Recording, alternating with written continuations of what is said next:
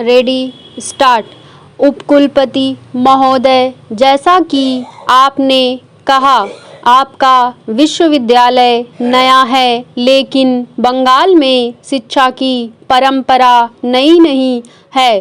बंगाल हमारे देश के बौद्धिक पुनर्जागरण और राष्ट्रीय जागृति में सबसे आगे रहा है।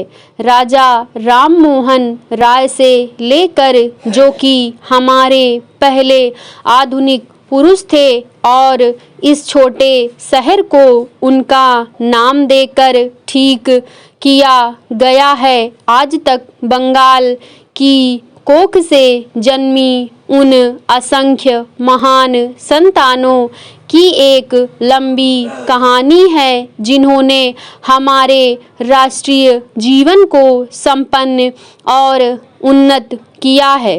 चेंज आज का दिन केवल एक समारोह का ही नहीं है।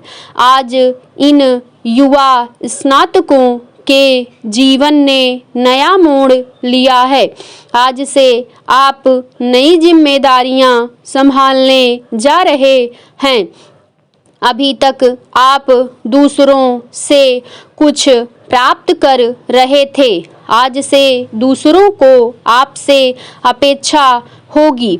विद्यार्थी जीवन एक तैयारी की अवस्था है। समाज का युवा लोगों के प्रति शिक्षा देने का दायित्व है। स्कूल और कॉलेज की शिक्षा समाप्त करने के बाद पढ़े लिखे नवयुवकों का समाज के प्रति एक कर्तव्य हो जाता है।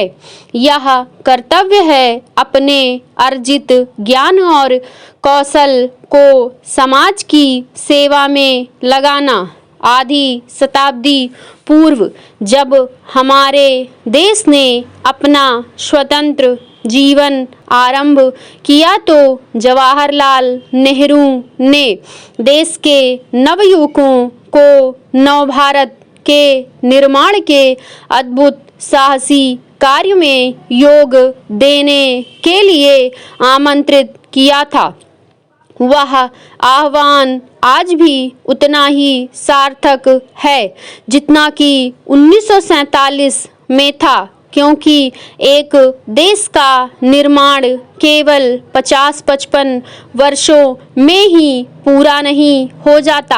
आप जो आज के नवयुवक हैं, चाहे आपको स्वतंत्रता प्राप्ति के लिए काम करने का सौभाग्य प्राप्त नहीं हुआ, लेकिन स्वतंत्रता को मजबूत बनाने के प्रयास में हाथ बटा सकते हैं।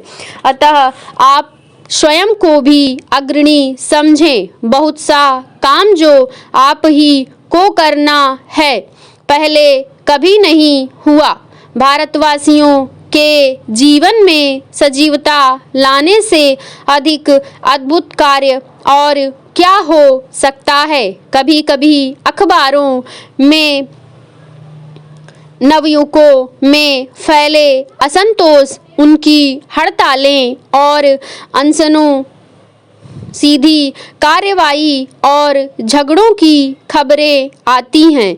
एक हद तक यह असंतोष युवकों की गतिशीलता का द्योतक है।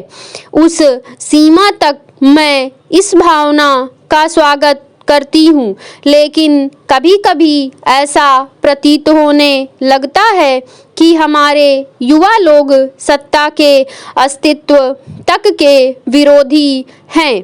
यह विरोध विकास की एक अवस्था है या प्रवृत्ति?